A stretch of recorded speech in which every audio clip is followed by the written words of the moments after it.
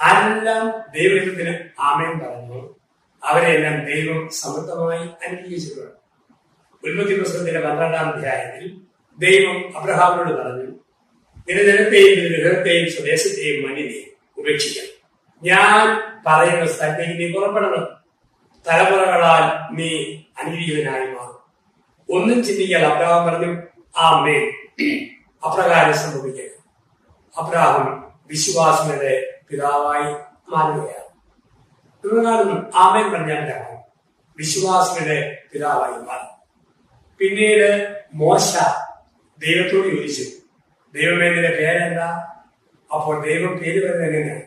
ഞാൻ അബ്രഹാമിന്റെയും ഇസഹാക്കിന്റെയും യാക്കോബിന്റെയും ദൈവമാണ്. അതിൽ ഒറ്റ വാക്കെടുക്കുന്നത് അബ്രഹാമിന്റെ ദൈവം. അബ്രഹാമിൻ ദൈവം എന്ന ബൈബിൾ വാക്കിന്റെ അർത്ഥം അനുസരിക്കുന്നവരെ അനുഗ്രഹിക്കുന്ന ദൈവം. ദൈവം പറഞ്ഞു, അബ്രഹാം അനുസരിച്ചു, ദൈവം അനുഗ്രഹിച്ചു. ഇവിടെ നമ്മൾ കാണുകയാണ്, രക്ഷാകര ചരിത്രത്തിൽ പരിശുദ്ധയമ്മ ആമേൻ പറഞ്ഞപ്പോൾ, അപ്രകാരം സംഭവിക്കട്ടെ എന്ന് പറഞ്ഞപ്പോൾ അവിടെ ദൈവത്തിന്റെ അത്ഭുതങ്ങൾ ഒന്നൊന്നായി അരങ്ങേറുന്നതായി നമ്മൾ കാണുന്നു. ലോക ചരിത്രത്തിൽ, ബൈബിൾ ചരിത്രത്തിൽ നമ്മൾ കാണും, ആമേൻ പറഞ്ഞ മുഹൂർത്തങ്ങളിൽ അത്ഭുതങ്ങൾ സംഭവിച്ചു. ആമേൻ പറഞ്ഞപ്പോൾ അത്ഭുതങ്ങൾ സംഭവിച്ചു. 4 നിർണായക മുഹൂർത്തങ്ങളിലാണ് ബൈബിളിൽ ആമേൻ അല്ലെ അപ്രകാരം സംഭവിക്കട്ടെ എന്ന വാക്ക് നമ്മൾ കാണുക. 1, സൃഷ്ടികർമ്മത്തിൽ ദൈവം പറഞ്ഞ ആദ്യ വാക്ക് പ്രകാശമുണ്ടാകട്ടെ, അപ്രകാരം സംഭവിക്കട്ടെ. പറഞ്ഞ നിമിഷത്തിൽ സൃഷ്ടികർമ്മം ആരംഭിച്ചു. ദൈവം അപ്രകാരം സംഭവിക്കട്ടെ എന്ന് പറഞ്ഞപ്പോൾ ക്രിയേഷൻ, സൃഷ്ടികർമ്മം ലോകത്തിൽ അരങ്ങേറി. 2-ാമത്തെ അധ്യായം നസ്രത്തിൽ മറിയം പറഞ്ഞു, അപ്രകാരം സംഭവിക്കട്ടെ. പരിശുദ്ധ ദൈവമാതാവിന്റെ ജന്മത്തിനാൾ ഒരുങ്ങുമ്പോൾ ഈ മറിയം മാലാഖൻ എന്ന് പറഞ്ഞ വാക്ക് നമ്മൾ ധ്യാനിക്കുക. അപ്രകാരം സംഭവിക്കട്ടെ. നീ ഗർഭം ധരിച്ചിട്ട് പ്രസവിക്കും. ഇത്ര മനോഹരമായിട്ടാണ് നമ്മുടെ വാർത്ത ഗബ്രിയേൽ മറിയത്തിന് മുമ്പിൽ പ്രഘോഷിക്കുന്നത്. അത്യുന്നത ശക്തിന്റെ മേൽ ആവശ്യം, ദൈവത്തിന്റെ പരിശുദ്ധാത്മാവ് നിന്റെ മേലുള്ള നിറയും. മനുഷ്യന് അസാധ്യമായത് ദൈവത്തിന് സാധ്യമാണ്. മറിയം പറയുന്നുണ്ട്, ആമേൻ, നിന്റെ ഹിതം പോലെ സംഭവിക്കട്ടെ, അപ്രകാരം സംഭവിക്കട്ടെ. അപ്രകാരം സംഭവിക്കട്ടെ എന്ന് മറിയം പറഞ്ഞപ്പോൾ 2-ാമത്തെ അത്ഭുതം ഇൻകാർനേഷൻ, മനുഷ്യാവതാരം. ദൈവം പറഞ്ഞപ്പോൾ ക്രിയേഷൻ, സൃഷ്ടി. മറിയം പറഞ്ഞപ്പോൾ ഇൻകാർനേഷൻ, മനുഷ്യാവതാരം. വീണ്ടും ലൂക്കോസ് വിശേഷത്തിന്റെ 22-ാം അധ്യായത്തിൽ ഗത്സമേനിൽ യേശു പറയുന്നുണ്ട്, എനിക്ക് പല ഇഷ്ടമുണ്ടെങ്കിലും പിതാവേ, എന്റെ ഇഷ്ടമല്ല, നിന്റെ ഇഷ്ടം പോലെ അപ്രകാരം സംഭവിക്കട്ടെ. ആ നിമിഷത്തിൽ അത്ഭുതകരമായ റിഡംഷൻ, വീണ്ടെടുപ്പ്. വീണ്ടും സഭ ഒരുമിച്ച് ചേരുമ്പോൾ ദൈവജനം പറയുന്നു, സ്വർഗത്തിലെ പോലെ ഭൂമിയിലും നിന്റെ ഇഷ്ടം പോലെ അപ്രകാരം സംഭവിക്കട്ടെ. അങ്ങനെ ഒരു സമൂഹം പറഞ്ഞപ്പോൾ മിസ്റ്റിക്കൽ ബോഡി ഓഫ് ക്രൈസ്റ്റ്, ക്രിസ്തുവിന്റെ ഭൗതിക ശരീരം ഈ ഭൂമി ജന്മമെടുത്തു. ക്രിസ്തുവിന്റെ തുടർച്ചയായ തിരുസഭ. ഇവിടെയെല്ലാം ആമേൻ പറയുന്നു, അപ്രകാരം സംഭവിക്കട്ടെ എന്ന് പറയുന്നു. പറയുന്ന ഇതുണ്ടാകുന്ന അത്ഭുതങ്ങൾ. ദൈവം പറഞ്ഞപ്പോൾ സൃഷ്ടി, യേശു പറഞ്ഞപ്പോൾ, മറിയം പറഞ്ഞപ്പോൾ മനുഷ്യാവതാരം, ഈശോ പറഞ്ഞപ്പോൾ വീണ്ടെടുപ്പ്, റിഡംഷൻ. അവിടെ സഭ പറയുമ്പോൾ യേശുവിന്റെ ഭൗതിക ശരീരമായ സഭയുടെ ഉയർച്ച, വളർച്ച. 8 നോമ്പിൽ പരിശുദ്ധ അമ്മയോട് ചേർന്ന് നമ്മൾ ആയിരിക്കുന്ന അവസ്ഥകളോട് ആമേൻ പറയാം, അപ്രകാരം പറയാം. ഇന്ന് ഉത്തരവില്ലാത്ത ചോദ്യങ്ങൾ വരിക. COVID-19 ബുദ്ധികൊണ്ടും യുക്തികൊണ്ടും ഉത്തരവില്ല. ഒരു മറുപടി എപ്പം മാറി എന്ന് തീരും, നാളെയെന്ന് ഒരു പ്ലാൻ പദ്ധതിയില്ല. ചുമ്മാ പറയണം, നിന്റെ ഇഷ്ടം പോലെ സംഭവിക്കട്ടെ, അപ്രകാരം സംഭവിക്കട്ടെ. ദൈവമല്ലേ ഇത് വരെ നയിച്ചത്, ഇനിയും നയിക്കും. അവർക്ക് ഉറപ്പ്. ഈശോ ചോദിക്കുന്നില്ലേ, ആയുഷിന്റെ ദൈർഘ്യം ഒരു മുഴ കൂടെ നീട്ടുവാൻ ആകുലപ്പെടുന്നത് കൊണ്ട് സാധിക്കുമെന്ന്. ജീവിതത്തിൽ ആകുലമില്ല, ടോട്ടൽ സറണ്ടർ, അപ്രകാരം സംഭവിക്കട്ടെ. അത് പറയാൻ നമുക്ക് പറ്റും. ബുദ്ധിയോടും യുക്തിയോടും നമുക്ക് പറയുന്ന ഉത്തരവില്ലല്ലോ. ആ നിമിഷങ്ങളിൽ പറയേണ്ട വാക്കിലാണ്. എന്റെ ആലോചനയിൽ ചിന്തയിൽ എനിക്കൊന്നും പറയാൻ പറ്റുന്നില്ല.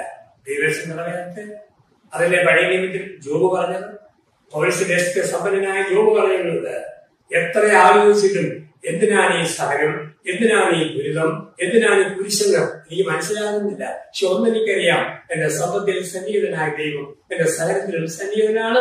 ദൈവം നിറവേറട്ടെ, അപ്രകാരം സംഭവിക്കട്ടെ.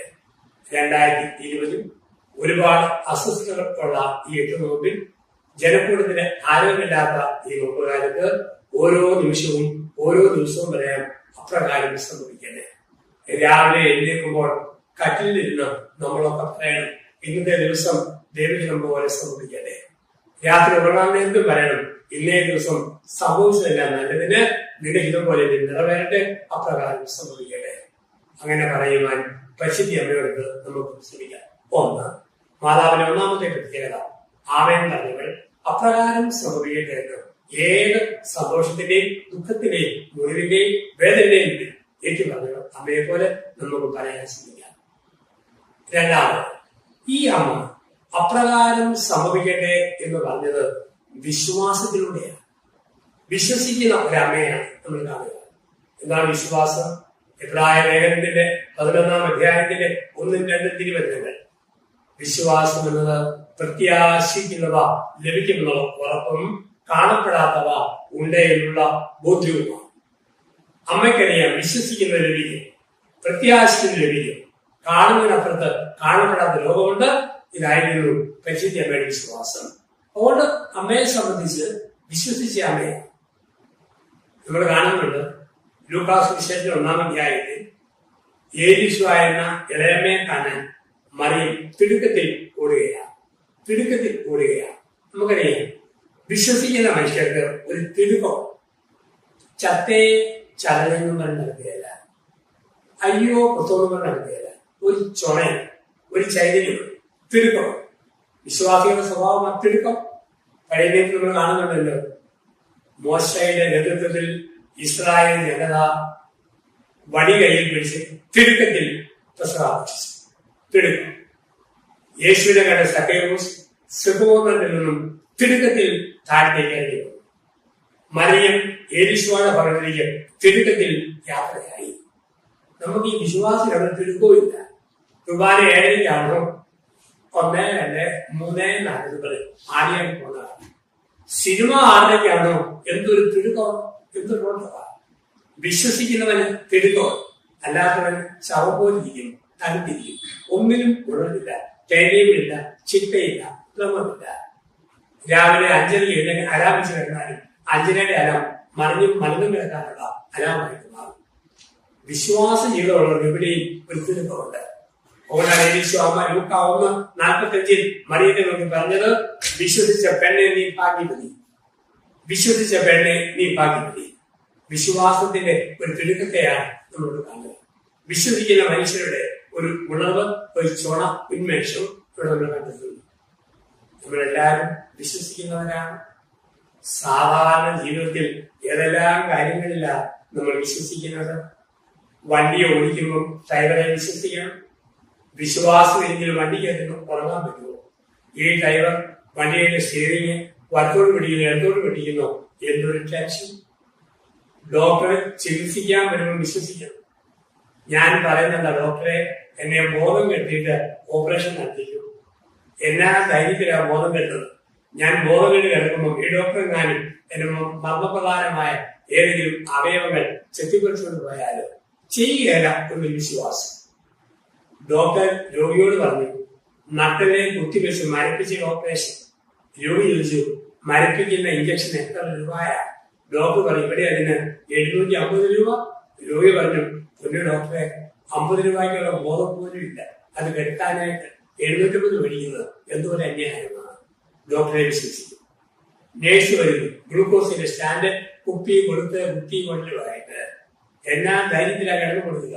ഒരു നിമിഷം അവളെങ്ങാനും അപ്നോർമലായി മാറി കുപ്പിയെങ്ങാനും കുത്തി പൊടിച്ചിട്ട് ചെല്ലെങ്ങാനും നെലത്ത് കുത്തിക്കേണ്ടിയാൽ ചെയ്യുകയല്ല ഒരു വിശ്വാസം. അല്പം പച്ചയായി പറഞ്ഞാൽ സ്വന്തം അപ്പനാരാന്നുള്ളത് പോലും ഒരു വിശ്വാസമല്ലേ. അമ്മ പറഞ്ഞു, മോളെ മോനെ, അപ്പൻ ചാച്ചാന്ന് വിളിച്ചു. നമ്മൾ ആരും തന്നെ അമ്മയെ ബ്ലഡ് ടെസ്റ്റ് നടത്തിയിട്ട് വിളിക്കാം. അമ്മയെ വിശ്വസിച്ചവരാണ് നമ്മൾ. വിമാനയാത്ര എന്തൊരു വിശ്വാസമാണ്. പ്ലെയിനെ കയറുന്നതിനെ മരിക്കാനുള്ള യാത്രയാണ്. എയർ ഹോസ്റ്റസിന് പോലും ഉറപ്പല്ല വിമാനം താഴെ ഇറങ്ങുന്നു. നമ്മളെ കയറ്റി സീറ്റായി ബെൽറ്റ് ഇട്ട് കെട്ടി വെച്ചിട്ട് അവള് പറയുകയാണ് 8-9 പ്രകാശമുള്ള വഴി കാണാം, അപകടം വന്നാൽ അതിനെ നിങ്ങൾ സാധിക്കണം. ചാടാനാണെങ്കിൽ കയറ്റി വെച്ച് കെട്ടി വെക്കേണ്ട കാര്യം വരുന്നു.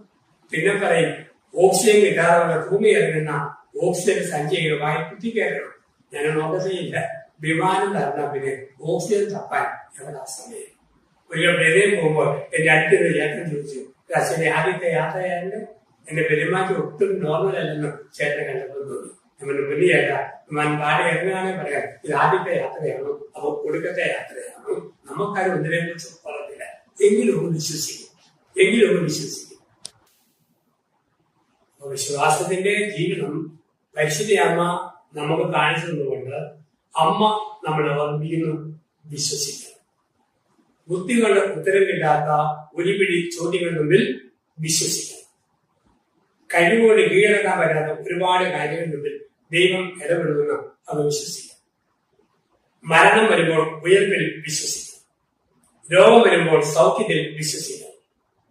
തെറ്റിദ്ധരിക്കപ്പെട്ട കർത്താവിൽ വിശ്വസിക്കാം. മനസ്സിന് മുറിവുണ്ടാകുമ്പോൾ മുറിവുകളെ മുദ്രയാക്കുന്നവരിൽ വിശ്വസിക്കാം.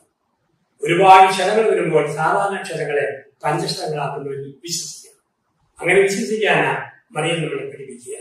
ജീവിതയാത്രയിൽ വിശ്വസിക്കുന്ന അമ്മയാവ് ആ അമ്മയ്ക്കൊപ്പം യാത്ര ചെയ്യാൻ ദൈവം നമ്മളെ പഠിക്കുക. വിശ്വാസത്തിന്റെ ഒരു തീർത്ഥയാത്ര. തോമസ് ലീഹ പറഞ്ഞതല്ലേ, എന്റെ കർത്താവേ, എന്റെ ദൈവമേ, വിശ്വാസത്തിന്റെ ഒരു പ്രഘോഷണം. പരിശുദ്ധനായ പൗലോസ് പറഞ്ഞില്ലേ, ഇനിമേ ഞാനുള്ള ക്രിസ്തുവാനിൽ ജീവിക്കുക, വിശ്വാസത്തിന്റെ മറ്റൊരു ആഘോഷകരമായ പ്രഘോഷണം. കേസരിയ ഫിലിപ്പിയിൽ വിലക്ഷനായ മുക്കുവരിൽ സൈമൺ പീറ്റർ ശിമോൻ പത്രോസ് പറഞ്ഞില്ലേ, വിശ്വസിക്കുന്നു. വിശ്വാസമില്ലാത്തവൻ തകരാം, വിശ്വസിക്കുന്നവന് ഉയരാം. വിശ്വസിക്കുന്നവന് ശിമയോനിൽ നിന്നും പത്രോസായി വളരാം. വിശ്വസിക്കാത്തവന് യൂദാസിൽ നിന്നും ഒറ്റുകാരനായി തകരാം. ജീവിതം എങ്ങനെയെന്ന് നമ്മൾ ചിന്തിക്കുക. പടിപടിയായ വിശ്വാസത്തിൽ പത്രോസിനെ പോലെ വളരുകയാണോ അതോ യൂദാസിനെ പോലെ ഒറ്റുകാരനായി തലപ്പതിക്കുകയാണോ? നമ്മൾ തമ്മിൽ ചോയ്സുകൾ നിരത്തിവെക്കുന്നു. അമ്മയുടെ എട്ടുനോമ്പിൽ നമ്മൾ പ്രവേശിക്കുമ്പോൾ വിശ്വസിക്കുക. വിശ്വാസം എന്ന് പറഞ്ഞാൽ ഒരു കണ്ണുകെട്ടി കഴിയുക. ഒന്നും കാണുന്നില്ല, ഒരു മണിനാഥം നൽകുന്നു, അതിന് പുറകെ പോകുന്നത്. അതുകൊണ്ടാണ് അവരെ കാഴ്ചയാലല്ല വിശ്വാസത്താലാണ് ഞാൻ യാത്ര ചെയ്യുക. ഞാൻ ഈ ദേശക്കാരനല്ല, എന്റെ ദേശം ഇവിടെയല്ല, ഇവിടെ ഞാൻ പരദേശവാസിയല്ലേ. അത് മറിയത്തിന് ഉറപ്പുണ്ടായി, അപ്പോസ്തലന്മാർ ഉറപ്പുണ്ടായി, പ്രവാചകന്മാർ ഉറപ്പുണ്ടായിരുന്നു. എന്റെ ദേശം ഇവിടെയല്ല, ഇതിനപ്പുറത്തൊരു ദേശമുണ്ട്. ഈ ഒരു ഉറപ്പ്, ഈ ഒരു ബോധ്യം, ഇതാണ് അമ്മയുടെ വിശ്വാസം. ഒന്ന്, നമ്മൾ കാണുന്നു ആമേൻ പറഞ്ഞ അപ്രകാരം സംഭവിക്കട്ടെ എന്ന് പറഞ്ഞ അമ്മ. രണ്ട്, ആ ആമേൻ പറഞ്ഞത് വിശ്വാസത്തിൽ കുറച്ചുകൊണ്ടാണ്, വിശ്വാസ ജീവിതത്തിൽ നിലനിൽക്കുന്നുണ്ടാകും. മൂന്ന്, ഈ അമ്മയുടെ പ്രത്യേകത നമുക്കറിയാം. ഈ അമ്മ വിശ്വാസത്തോടെ യാത്ര ചെയ്തപ്പോൾ അമ്മയുടെ ജീവിതത്തിൽ ഒരു ഭാവം ചേർത്ത് നമ്മൾ കാണണം. അതൊരു ആഘോഷകരമായ ഒരു യാത്ര. ഒന്നിനും തളർത്താൻ പറ്റാത്ത, ഒരു കമന്റിനും ഒന്നിനും തകർക്കാൻ പറ്റിയല്ല. അതാണ് മർക്കോസിന്റെ സുവിശേഷം 16-ാം അധ്യായത്തിന്റെ അവസാന വാക്യങ്ങളിൽ പറയുന്നത്.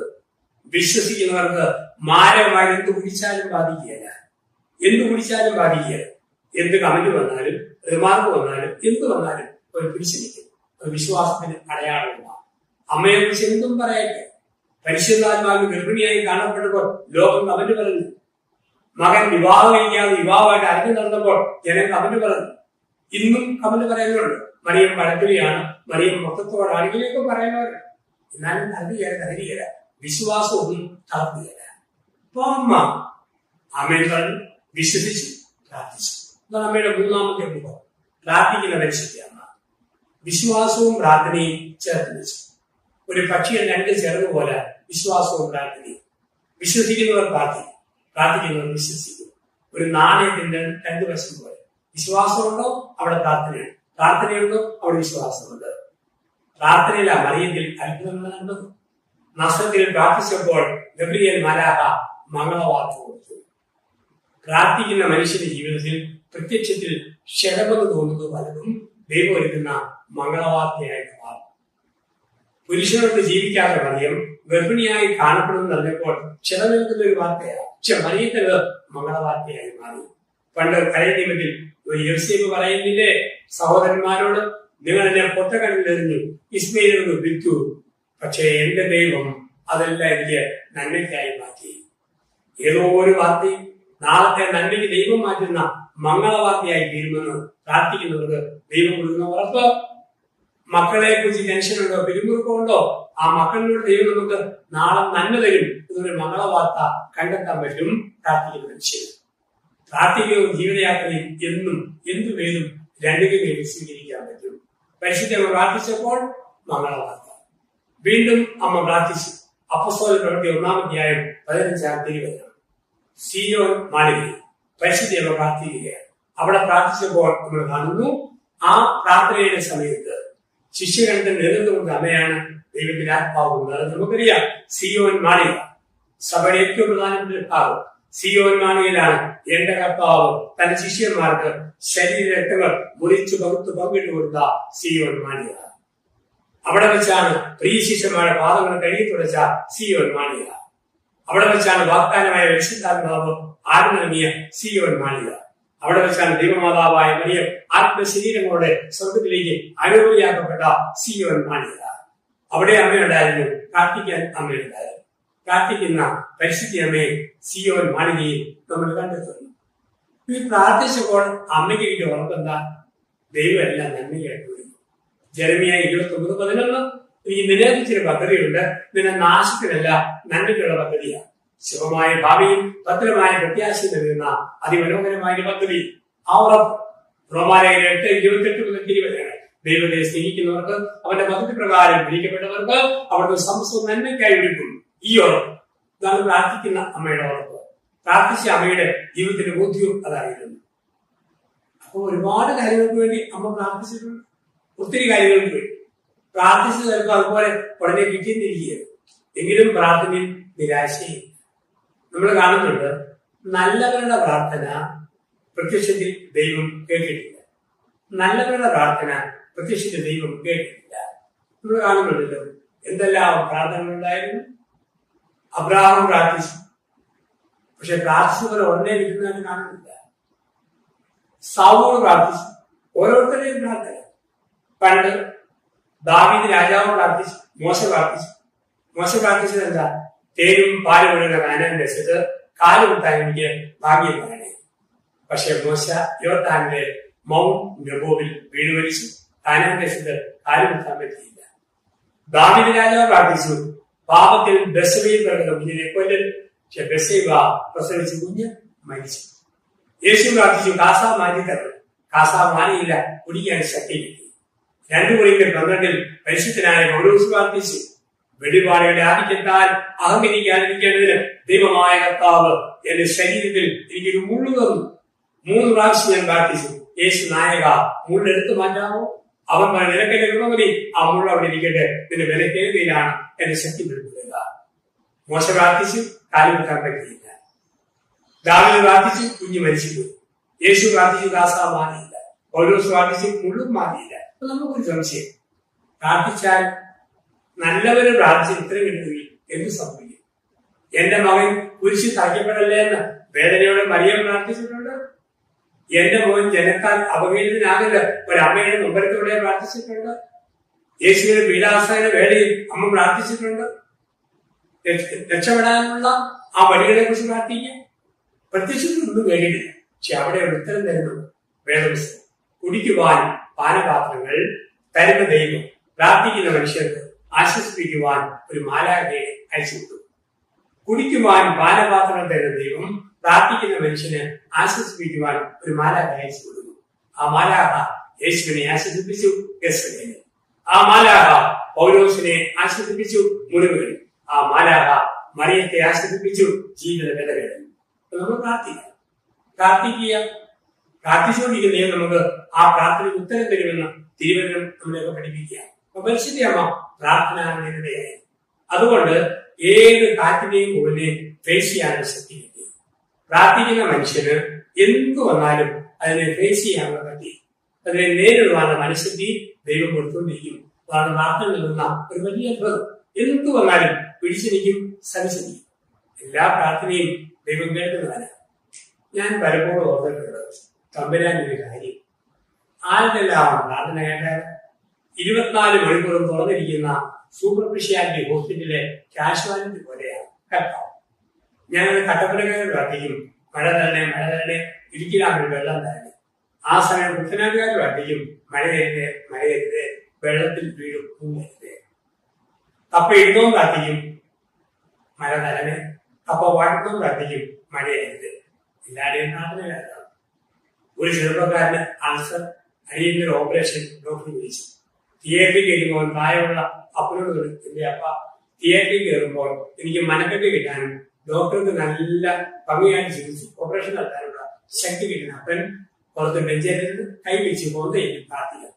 അപ്പൊ പൊന്തയിൽ പ്രാർത്ഥിച്ചു നോക്കുമ്പോൾ ഇയാളെക്കാൾ പ്രായമുള്ള വേറൊരാൾ അപ്പുറത്ത് നിന്ന് കൈ വീശി കൊണ്ടേയിരുന്നു. ഇയാളോട് ചോദിച്ചു, എന്തിനായി കൊണ്ടുപോയിരുന്നത്? ഇയാൾ പറഞ്ഞു, എന്റെ മോന്റെ ഓപ്പറേഷന് അവൻ അപകടം വരാതിരിക്കാൻ പ്രാർത്ഥിക്കാൻ പറഞ്ഞു. ഞാൻ പ്രാർത്ഥിക്കുക. എന്റെ അപ്പം പറഞ്ഞു, എന്റെ മോന്റെ ഓപ്പറേഷൻ താനെന്തിനാ പ്രാർത്ഥിക്കുന്നത്? അയാൾ പറഞ്ഞു, എന്റെ മോന ഡോക്ടർ, അവന്റെ ആദ്യത്തെ ഓപ്പറേഷനാണ്, കൈ വരയാതിരിക്കാൻ ഞാനും പ്രാർത്ഥിക്കുക. ഡോക്ടറെയും കേൾക്കണം, രോഗിയെയും കേൾക്കണം, എല്ലാവരെയും കേൾക്കുന്ന ഒരു ദൈവം പ്രാർത്ഥന കേൾക്കും. മറിയം വരുന്നു, പ്രാർത്ഥനയ്ക്ക് ഉത്തരം തരുന്ന ദൈവമാണ്. ഒരുപാട് സഹിച്ച് പ്രാർത്ഥിച്ച അമ്മയെ ആത്മശരീരങ്ങളോടെ ദൈവം സ്വർഗത്തിലേക്ക് ഉയർത്തി. പ്രാർത്ഥിക്കുന്ന മനുഷ്യന്റെ ഉറപ്പ് ജീവിതത്തിൽ എന്ത് സംഭവിച്ചാലും എന്തെല്ലാം വന്നാലും ദൈവം അറിയാതെ സംഭവിക്കുകയില്ല, ദൈവം അറിയാതെ വരികയില്ല. ആ ഉറപ്പ്, ആ ബലം അത് മനുഷ്യന്റെ അമ്മയ്ക്ക് ഉണ്ടായിരുന്നു. 8 നോമ്പ് ഉപവാസത്തിന്റെയും പ്രാർത്ഥനയുടെയും സമയമാണ്. ഉപവാസം ശരീരത്തിന്റെ നിയന്ത്രണത്തിനും പ്രാർത്ഥന ആത്മാവിന് ബലം തരുന്നതാണ്. പ്രാർത്ഥിക്കുമ്പോൾ ആത്മാവിന് ബലം, ഉപവാസം രക്ഷിക്കുമ്പോൾ ജനത്തിന് വേണ്ടി നിയന്ത്രണം.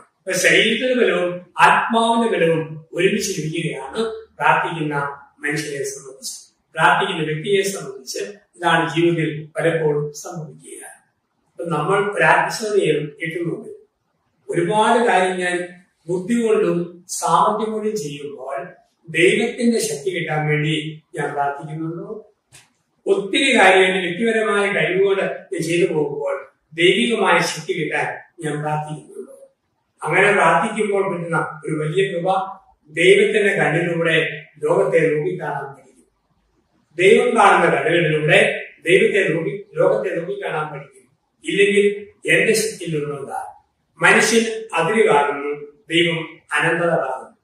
മനുഷ്യൻ അതിര് കാണും, ദൈവം അനന്തത കാണും. പ്രാർത്ഥിക്കുന്ന മനുഷ്യൻ ഇറ്റേണിറ്റി, നിത്യത, അനന്തതയെ കാണും. പ്രാർത്ഥിക്കാത്ത മനുഷ്യൻ ഇന്നത്തെ കൊച്ചു ലോകത്തെ അതിരിനെ കാണും. അതിന്റെ വെളിച്ചത്തിൽ ആകുലപ്പെടാനും അസ്വസ്ഥനാകാനും വരും. അമ്മയെ പോലെ പ്രാർത്ഥനയിൽ സ്ഥിരതയുള്ളവരായി നമുക്ക് ജീവിക്കാം. 1 ആമേൻ പറഞ്ഞ അപ്രകാരം സംഭവിക്കട്ടെ എന്ന് പറഞ്ഞ അമ്മ. 2 അപ്രകാരം സംഭവിക്കട്ടെന്ന് വിശ്വാസത്തോടെ പറഞ്ഞ അമ്മ. 3 അപ്രകാരം സംഭവിക്കട്ടെന്ന് പറയാൻ അമ്മയ്ക്ക് ശക്തി ലഭിച്ചത് പ്രാർത്ഥനയില്ല. 4 സമ്പൂർണ്ണ സമർപ്പണത്തിന്റെ അമ്മ. ഇതാ കർത്താവിന്റെ ദാസി എന്ന് പറഞ്ഞു, സമ്പൂർണ്ണ സമർപ്പണം. പിന്നെ മാതാവിന്റെ ജീവിതത്തിൽ നൊമ്പരങ്ങളോ മുറിവുകളോ ഇല്ല. ഇനി ദൈവം അറിയാതെ ഒന്നും സംഭവിക്കുകയില്ല. ഇതാണ് സമ്പൂർണ്ണ സമർപ്പണം. സമർപ്പിച്ച വ്യക്തിയിൽ എന്ത് സംഭവിക്കണമെന്ന് സമർപ്പണം സ്വീകരിച്ചാണ് തീരുമാനിക്കും. അതാണ് പ്രത്യേകത. സമർപ്പിച്ച വ്യക്തിയിൽ എന്ത് സംഭവിക്കണമെന്ന് സമർപ്പണം സ്വീകരിച്ചയാളാണ് തീരുമാനിക്കുക. വിവാഹിതയായ ഒരു സ്ത്രീ എന്ത് ചികിത്സ എങ്ങനെ തീരുമാനിക്കുന്നത് അവിടെ അപ്പനും ആണന്മാരുമല്ല, അവളെ കെട്ടിയ പുരുഷനാണ്. ഭർത്താവിന്റെ ജീവിതത്തിൽ എന്ത് ചെയ്യണം, എന്ത് ചികിത്സിക്കണം തീരുമാനിക്കുന്നത് ഭാര്യ. ഒരു വൈദികന് എന്തെന്ന് തീരുമാനിക്കുന്നത് ചെയ്യേണ്ടത് പിതാവ് തീരുമാനിക്കും. സന്യാസത്തിൽ പുരുഷാണ് തീരുമാനിക്കും. സമർപ്പിച്ച വ്യക്തിയിൽ എന്ത് സംഭവിക്കണമെന്ന് സമർപ്പണം സ്വീകരിച്ച ആളാണ് തീരുമാനിക്കുക. പരിശുദ്ധ അമ്മയ്ക്കറിയാം, ഇതാ കർത്താവിന്റെ ദാസി എന്ന് പറഞ്ഞ് സമർപ്പിച്ചോ പിന്നെ ജീവിതത്തിൽ എന്ത് സംഭവിക്കുന്നതും അവിടുന്ന് അറിയാതെയല്ല.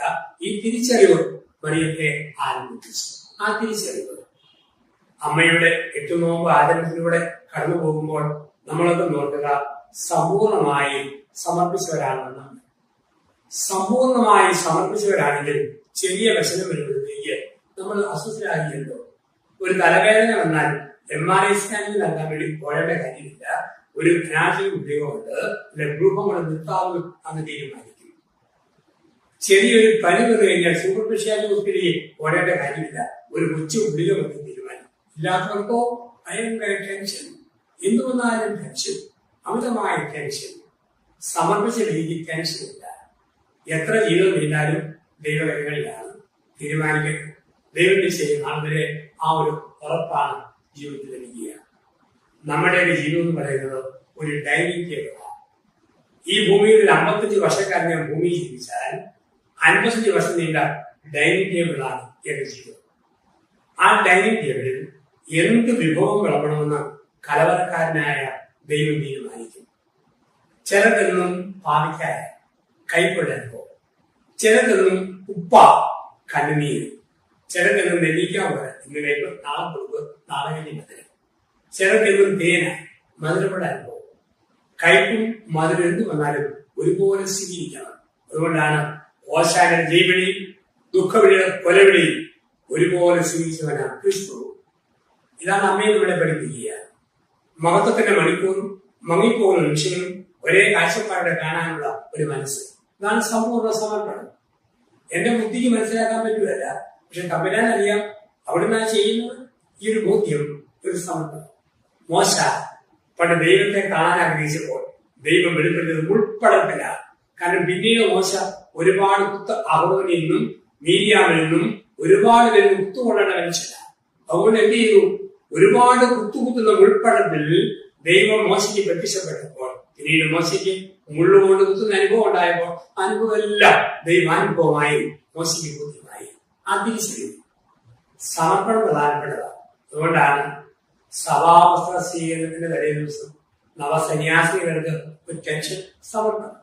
പട്ടത്തിന്റെ തലയാക്കി വൈദികാട്ടിക്ക് ഒരു ടെൻഷൻ സമർപ്പിക്കാൻ പോവുക. വിവാഹത്തിന്റെ തലേ ദിവസം ആളുകൾ ഇല്ലാത്തും പിടിവ് കിടന്നു ഉരുളും സമർപ്പണം. അതുകൊണ്ടാണ് എത്ര ധൈര്യമുള്ള പട്ടാളക്കാരനാണെങ്കിലും തോക്ക് പിടിക്കുമ്പോൾ വിറയ്ക്കാത്ത കൈ താലി പിടിക്കുന്നുണ്ടായിരുന്നു. അതിന് പട്ടാളക്കാരന് ഒരു വഴിയാണ്. 2ാം ലോകമഹായുദ്ധം ശ്രദ്ധിക്കാം. ഇന്നു മുതൽ തുടങ്ങുന്ന 3ാം ലോകമഹായുദ്ധം അവന് ശക്തിക്കപ്പുറം. കുറെ നാൾ മുമ്പ് കണക്കധ്യാപനയെ എത്തിച്ചു. അവൻ വീട്ടിൽ ഇംഗ്ലീഷ് പഠിക്കുന്ന ടീച്ചറെ ചൂരൽ വഴി കുലുക്കി പഠിച്ച പിള്ളേരെ അടിച്ചു പഠിപ്പിക്കുന്ന സാർ. ഞാൻ നോക്കുമ്പോൾ ചൂരലിന്റെ നായരിന്റെ പകുതി ഒരു കട്ടിയിലാത്ത ചീപ്പുന്നൂരിൽ കെട്ടുകാലി വന്ന് വെള്ളിയെ കഴിയും കൈ ഉറക്കുന്നില്ല. ചിത്രശലം ദേ കുടിക്കാൻ വേണ്ടി പൂവിന്റെ മണ്ടയപ്പുറം പറഞ്ഞതുപോലെ കൈ എനിക്ക് നിൽക്കും. അവസാനം കഷ്ടപ്പെട്ട് കെട്ടിയൊപ്പിച്ച യാത്രയായി. പിറ്റേ തിങ്കളാഴ്ച അവനും ഭാര്യയും കൂടെ ഒരു കേക്ക് കൊണ്ട് എന്നെ കാണാം. ഞാൻ കേക്ക് ആസ്വദിച്ച് മുറിച്ചു. രണ്ട് ചെറിയ കഷ്ടം അവർക്കും കൊടുത്തു. തമ്മിൽ മുറിച്ച കഷ്ടം ഞാനും കൊടുത്തു. ബാക്കി അരമാരി വെച്ച് കൂടി. ഇറങ്ങി പോകും ഇവരെ തോളെ ഞാൻ ചോദിച്ചു. പേടിക്കുള്ള കണക്കധ്യാപകർ എല്ലാം വേറെയാടാൻ വെച്ചത്. സ്വന്തമായിട്ട് പെണ്ണെ കിട്ടുമ്പോൾ ഒരു ധൈര്യമല്ലേ വരേണ്ടത്. അവൻ ചോദിച്ചു, അച്ഛ അത് വിലയാണെന്നാണ് അച്ഛൻ ഓർത്തെ. ഞാൻ പറഞ്ഞു, കൈ കിടക്കാൻ ഫുള്ള് വിലയില്ലാതെ വിലയുണ്ടാവാം. ഒരു മെന്നച്ച വിലസതല്ല, ഇത് പിള്ളകളിയാണ്. കത്തോലിക്ക സഭയിലെ ഗൗരവമുള്ള ഒരു കൂതാശയുടെ സ്വീകരണമല്ലേ വിലസതല്ല അച്ഛാ. പിന്നെയോ പരിശുദ്ധാത്മാവിന്റെ ആദരവ്.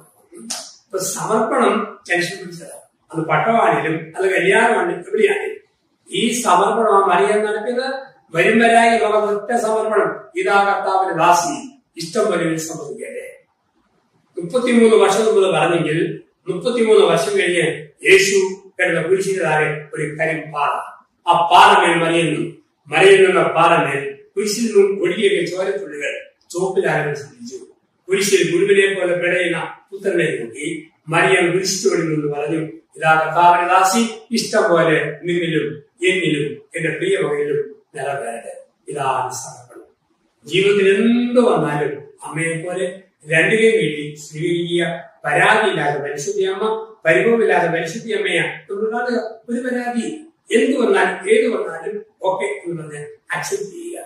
ഇതാണ് അമ്മയെ നമ്മൾ കാണുന്ന 4ാമത്തെ പ്രത്യേകത, സമ്പൂർണ്ണ സമർപ്പണത്തിന്റെ അമ്മ.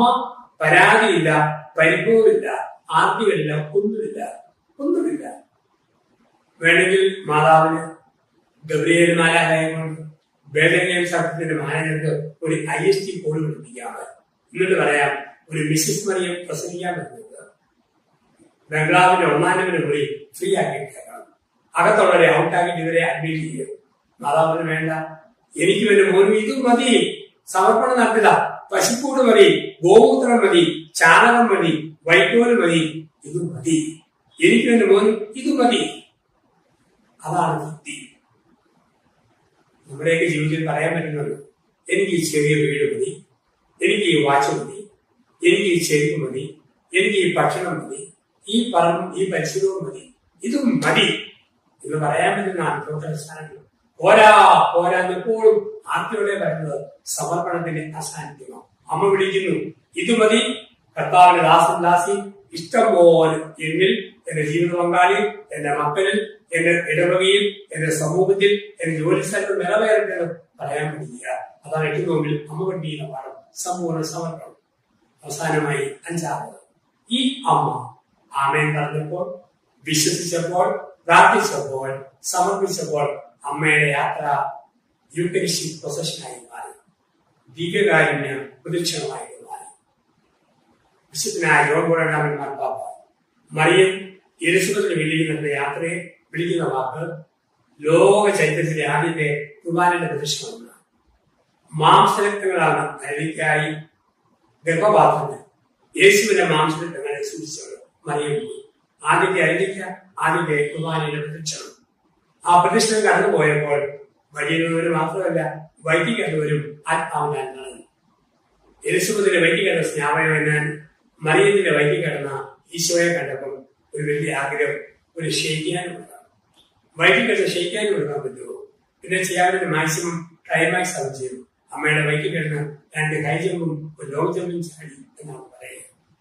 ലോക ചരിത്രത്തിലെ ആദ്യത്തെ ഒളിമ്പ്യൻ, ലോകാവസാനം വരെ തകർക്കാൻ പറ്റാത്ത റെക്കോർഡിന്റെ വളർന്നു. ആ സമയത്ത് യേശുദ വയറെ പൊത്തിപ്പിടിച്ച് മറിയത്തോട് പറഞ്ഞു, കർത്താവ് വരെ ചെയ്ത കാര്യങ്ങൾ നിറവേറുമെന്ന് വിശ്വസിച്ച് നീ ഭാഗ്യവതി. വിശ്വസിച്ച പെണ്ണെ നീ ഭാഗ്യവതി. അത് കല്യാണം കഴിച്ച പെണ്ണുങ്ങൾക്ക് ദൈവം കൊടുത്ത വരവ, വളഞ്ഞ വഴിയിലൂടെ കെട്ടിയുടെ കൊട്ടാനുള്ള വരവ്. വിശ്വസിച്ച പെണ്ണെ നീ ഭാഗ്യവതി എന്ന് പറഞ്ഞാൽ സക്രിയ കേൾക്കണം. വിശ്വസിക്കാത്ത കാലമാടാ നിനക്ക് ദുരിതം, വിശ്വസിക്കാത്ത കാലമാടാ നിനക്ക് ദുരിതം. മംഗളവാർത്ത കിട്ടിയ മറിയൻ ഓടി നടന്ന് ശക്തനായ വലിയ കാര്യം ചെയ്തു, അഹങ്കാരികളെ ചിത്രിച്ചു, വിനീതരെ ഉയർത്തി സ്വതന്ത്രീയം പാടി നടക്കുമ്പോൾ സക്കരിയ പള്ളിയുടെ വാതിലടച്ചിട്ട് വാ കൂട്ടി പാതകത്തെ കയറി കുത്തിയിരുന്നു. കട്ടക്കാപ്പി ഊതി കുടിച്ചു, ചായ ഊതി കുടിച്ചു, വെറും പുള്ളി തള്ളി കയറ്റി കൂത്തു ഇരിക്കും. ആ ഇരിപ്പും കൂത്തും കണ്ടപ്പം നാട്ടുകാർക്ക് മാത്രമല്ല യെരുശലേമിൽ ഒരു സംശയമായി തുടങ്ങി. അവക്കല്ല സക്കരിയായി കഴിഞ്ഞും 6-ാം മാസം അവരിപ്പ്. നമ്മൾ ഈ 6-ാം മാസത്തിന് ഇരിപ്പിരിക്കുന്നവരല്ല, ജീവിതത്തിൽ ആനന്ദത്തോടെ നടക്കണം. ദൈവാനുഭവമുള്ളത് ആനന്ദം ഇല്ലല്ലോ. അന്യെ അങ്ങനെ എവിടെ പോയാലാ എപ്പം വരുന്നറിയോ? ഈ എണ്ണം വിട്ടുപോല ചിലരുടെ മുഖത്ത് നോക്കിയാൽ തോന്നുന്നു അവര് മുഖത്തേക്ക് നനഞ്ഞു വരിക, അല്ലെ ശവറത്തിന് ഉപയോഗിച്ച് വരിക. എപ്പോഴും നിർമ്മിച്ചിട്ട് മുഖത്തിന്റെ പ്രകാശം, ജീവിതത്തിൽ പ്രസാദം വേണം, ജീവകാരുണ്യ പ്രദക്ഷിണം. നമ്മുടെ ജീവിതം ഒരു ദിവ്യകാരുണ്യ പ്രദക്ഷിണമാക്കി മാറ്റണം. കടന്നു പോകുന്ന വഴികളിൽ സന്തോഷം കൊണ്ട് കടന്നു പോകുക, സംസാരിക്കുന്ന ജീവിതങ്ങളിൽ പ്രതീക്ഷ കൊടുക്കുക, ഇടപെടലുകളിൽ ആനന്ദം കൊടുക്കുക. അങ്ങനെ കൊടുക്കുന്ന ഒന്നായി നമ്മുടെ ജീവിതം മാറട്ടെ. പരിശുദ്ധ അമ്മയുടെ ഏറ്റവും മുമ്പായതിലൂടെ നമ്മൾ കടന്നു പോകുമ്പോൾ, അമ്മയുടെ ജന്മത്തിനാളിനായി നമ്മളെ ഒരുക്കുമ്പോൾ, അമ്മ കാണിച്ച 5 മുദ്രകൾ നമുക്ക് പേരാം. എന്തുവേലും വരുമ്പോൾ ആമേൻ എന്ന് നമുക്ക് പറയാം. എന്തിന്റെ നടുവിൽ ഞാൻ വിശ്വസിക്കുന്നുവെന്ന് വിശ്വാസം ഏറ്റുപറയാം. എല്ലാ അനുഭവങ്ങളിലും പ്രാർത്ഥിച്ച് മനസ്സിന് ശക്തി നേടാം. ദൈവം തരുന്ന 2 കൈ നീട്ടി സ്വീകരിക്കുന്ന സമർപ്പണ മനോഭാവം നമുക്ക് ആർജിക്കാം. അങ്ങനെ ജീവിതത്തെ ഒരു ദീപികാരൻ പ്രശ്നമാക്കി മാറ്റാം. നിത്യകന്യകയും ജന്മഭാവമില്ലാതെ ഉത്ഭവിച്ചതുമായ സിയോനിലെ പരിശുദ്ധ അമ്മ നമുക്കായിട്ട് അമ്മയുടെ ജന്മദിനത്തിനായിട്ട് നാളുകളിൽ നിരന്തരം പ്രാർത്ഥിക്കട്ടെ. പരിശുദ്ധ അമ്മ ദൈവമാതാവേ, പാപികളും പാപങ്ങളുമായി ഞങ്ങൾക്ക് വേണ്ടി എന്നും പ്രാർത്ഥിക്കണമേ. ആമേൻ.